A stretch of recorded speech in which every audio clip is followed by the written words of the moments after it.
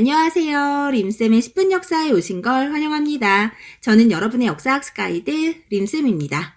오늘은 한능검 대비 기본 개념 강의 세 번째 시간 삼국시대로 돌아왔습니다. 삼국시대란 고구려, 백제, 신라가 공존하던 시대를 말하죠.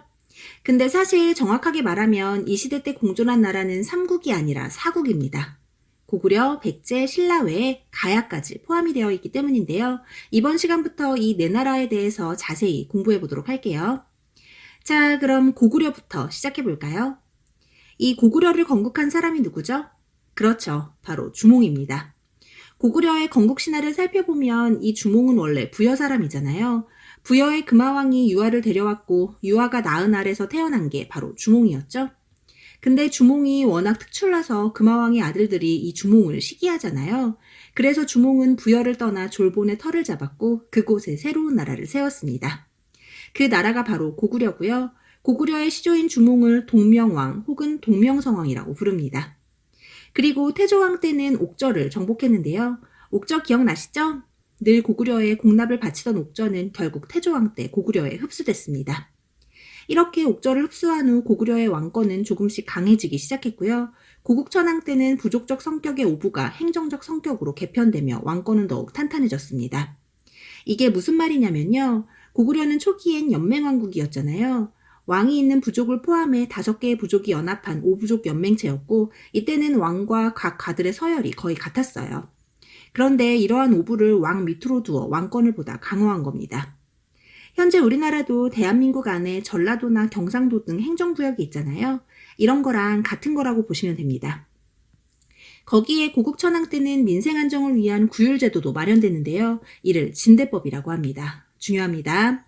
이 진대법은 을파소의 건의로 만들어졌고요. 봄에 곡식을 빌려주고 가을에 갚게 하는 제도였습니다. 이렇게 고구려는 고대 국가의 기틀을 마련해 갔고요. 4세기 초 미천왕 때는 랑랑군도 축출했습니다. 하지만 곧 고구려의 절대절명의 위기가 찾아왔는데요. 4세기 중반 고국원왕 때 백제의 근초고왕을 만난 겁니다. 이때가 바로 백제의 전성기였어요. 좀 이따 백제 이야기 할 거지만 백제가 고구려보다 늦게 출발했어도 성장 속도가 훨씬 빨랐거든요. 그래서 이미 전성기를 맞은 백제의 근초고왕의 공격에 고국원왕이 사망을 하고 맙니다. 와, 여러분 이건 진짜 엄청난 이슈예요. 왕을 잃은 나라는 바로 멸망할 수도 있는 거거든요. 그런데 우리의 고구려 이러한 절대절명의 위기를 잘 극복해냅니다. 전사한 고국원왕의 아들이 왕위에 오르며 혼란한 고구려를 수습한 건데요. 이 왕이 바로 소수림왕입니다. 너무 중요합니다. 이 소수림왕은 고구려 전성기의 기반을 닦은 왕이에요. 이러한 소수림왕의 업적 3가지, 불교 수용, 율령반포, 태학 설립을 반드시 기억해주세요. 이 3가지를 통해 고구려는 중앙집권 국가로 발전할 수 있었는데요. 먼저 불교를 수용해 왕권을 강화했고 율령을 반포해 국가의 시스템을 구축했습니다. 이 율령이란 건 쉽게 말해 법이에요. 그러니까 소수림왕이 체계적인 법을 만들어 국가를 안정적으로 다스린 겁니다. 거기에 태학을 설립해 인재까지 양성했으니 솔직히 소수림왕은 인정을 좀 해줘야겠죠? 이렇게 소수림왕이 고구려의 중앙집권 체제를 안정시키고 난 뒤 드디어 정복군주의 대명사인 광개토태왕이 등장했고요. 이때부터 고구려의 전성기가 시작됐습니다. 그리고 그의 아들 장수왕 때 고구려는 그야말로 최고의 전성기를 누렸는데요. 지금부터 고구려의 전성기를 이끈 두 왕, 광개토태왕과 장수왕에 대해 자세히 살펴볼게요. 먼저 광개토태왕입니다. 역시나 광개토태왕 하면 영토확장인데요. 우선 남으로는 백제를 공격해 한강 이북을 차지했고요. 북으로는 요동지역과 만주 일대를 장악했습니다. 그리고 신라에 침입한 왜구도 격퇴했는데요. 4세기 말 신라의 뇌물마리간 때 왜구가 쳐들어오자 신라는 고구려에 도움을 요청했고요. 이에 고구려의 군대가 출격했습니다. 이에 왜구들은 금강가야까지 도망을 쳤고 이를 격퇴하는 과정에서 금강가야가 쇠퇴하는 결과가 초래됐습니다. 정말 고구려의 영향력이 엄청나죠? 그리고 이때의 도움으로 신라는 고구려의 내정 간섭을 받았고요. 이를 알려주는 유물로는 호우명 그릇이 있습니다. 중요합니다. 여러분 이게 경주 호우총에서 발견이 된 건데요. 밑에 보면 광개토지 호태왕이라는 글씨가 새겨져 있어요. 이게 고구려가 아닌 신라에서 발견된 걸 보니 당시 신라에 미치는 고구려의 영향이 얼마나 컸는지 짐작이 되시죠? 이러한 광개토태왕은 영락이라는 독자적인 연호를 사용했고요. 광개토태왕의 업적을 기리기 위한 광개토대왕릉비도 남아있습니다. 이 광개토 대왕릉비는 아들인 장수왕이 세운 건데요. 와우, 크기가 엄청나죠? 이러한 광개토 태양의 뒤를 이은 건 바로 그의 아들 장수왕이고요. 이 장수왕이 바로 고구려의 최전성기를 이끌게 됩니다. 아주 북으로 남으로 쭉쭉 뻗어있는 영토 보이시죠? 이렇게 넓은 영토를 확보해 전성기를 누렸던 장수왕은 뛰어난 외교 정치의 달인입니다. 사실 이 시기 중국도 혼란기인 위진남북조 시대였는데요. 이때 중국의 여러 나라들과 균형 있는 외교를 펼쳐 북쪽을 안정시킨 장수왕은 남으로 눈을 돌렸습니다. 장수왕의 남하 정책이 시작된 건데요. 중요합니다. 장수왕은 먼저 도읍지를 국내성에서 평양성으로 옮겼고요. 이러한 고구려의 행보에 백제와 신라는 나제 동맹으로 고구려를 견제했습니다만 장수왕을 막을 순 없었습니다. 결국 장수왕은 백제를 공격해 한강 유역을 완벽하게 차지했습니다. 앞서 광개토 태왕이 한강 이북을 차지했다고 했었잖아요. 그때는 한강 전체를 다 차지한 건 아니었어요. 근데 장수왕 때는 한강 전체는 물론 지금의 충청북도까지 차지했는데요. 이를 알려주는 유물이 바로 충주 고구려비입니다. 중요합니다. 여러분, 이 한반도에서 한강 유역이 가지는 의미는 굉장히 커요. 한강을 차지한 나라가 바로 전성기를 이끌고 있는 나라이기 때문인데요. 이때 고구려가 한강을 차지하고 백제의 수도였던 한성을 함락시키며 5세기의 주인공이 됐고요. 이 과정에서 백제의 계로왕을 전사시켰습니다. 앞서 백제의 근초고왕 때 고구려의 고국원왕이 전사한다고 말씀드렸잖아요. 이번엔 고구려 차례네요. 피해 복수. 암튼 이렇게 5세기는 고구려의 시대였는데요. 과연 이 강력했던 고구려가 어떻게 저물어 가는지는 다음 시간에 이야기해 보도록 하고요. 우리는 백제로 넘어갈게요. 백제는 기원전 18년 온조에 의해 건국됩니다. 여러분, 이 온조가 누구 아들인지 다들 아시죠? 바로 고구려의 시조인 주몽의 아들인데요. 온조는 주몽의 큰아들인 유리가 태자의 자리에 오르자 형인 비류와 함께 남쪽으로 내려왔습니다. 그리고 비류는 지금의 인천인 미추홀에, 온조는 한강유역인 위례성에 자리를 잡았다가 이후 두 세력이 합쳐지며 위례성을 도읍지로 백제가 건국된 겁니다. 이 건국 신화에 관련해서도 문제가 종종 출제가 되니까요. 놓치지 말고 잘 정리해두세요. 암튼 이렇게 건국된 백제는 한강 유역에서 출발해 빠르게 성장했는데요.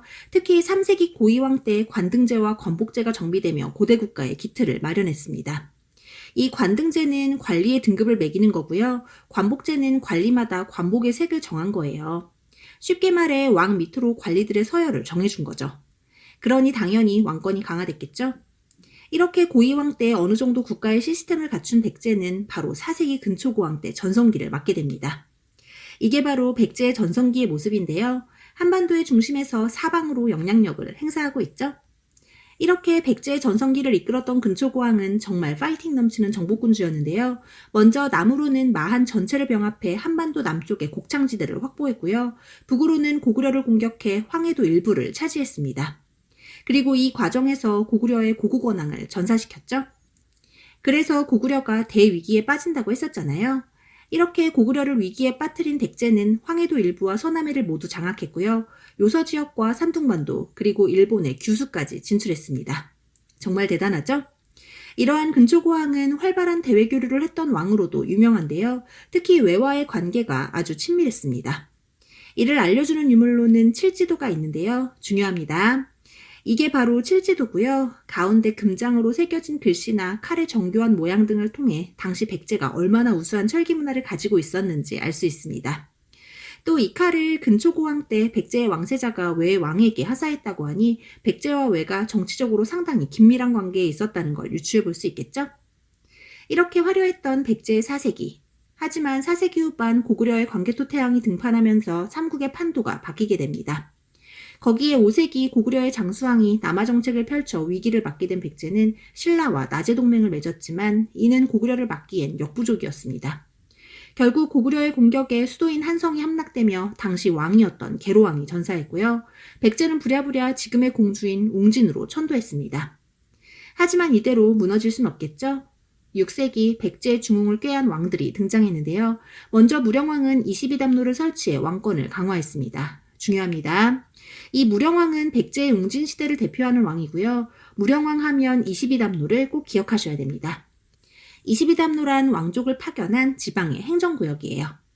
그리고 무령왕릉. 이 무령왕릉은 백제가 얼마나 주변국과 활발한 외교를 했는지 보여주는 유물인데요. 중국 남조의 영향을 받아 만들어진 벽돌 무덤이고요. 관은 일본에서만 자라는 소나무인 금송으로 제작되어 있습니다. 이 밖에도 이 무덤에서 수많은 유물들이 쏟아져 나왔는데요. 이것만 봐도 정말 백제는 문화 강국이었던 것 같아요. 그리고 백제의 중흥을 누구보다 꿈꿨던 왕으로 성왕이 있는데요. 중요합니다. 이 성왕은 먼저 수도를 넓은 평야가 있는 사비로 천도합니다. 사비는 지금의 부여예요. 그 부여 고구려 옥저 동해 사만할 때 부여가 아니고요. 지금 대한민국에 있는 충청남도 부여요. 여기가 이름이 왜 부여가 됐냐면 이때 성왕이 사비로 천도를 하면서 우리가 진짜 부여의 계통이라며 나라 이름을 남부여로 고쳤기 때문입니다. 이러한 성왕은 원래 백제 땅이었던 한강유역을 되찾아오고 싶었어요. 그래서 신라의 진흥왕과 손잡고 마침내 한강유역을 재탈환했는데요. 하지만 신라의 진흥왕이 성왕을 배신하고 기습공격을 해 백제는 결국 신라의 한강을 모두 뺏기게 됩니다. 성왕 입장에서는 제대로 뒤통수를 맞은 건데요. 가만히 있을 수 없죠?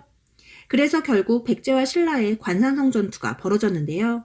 안타깝게도 이 전투에서 성왕이 전사를 하고 맙니다.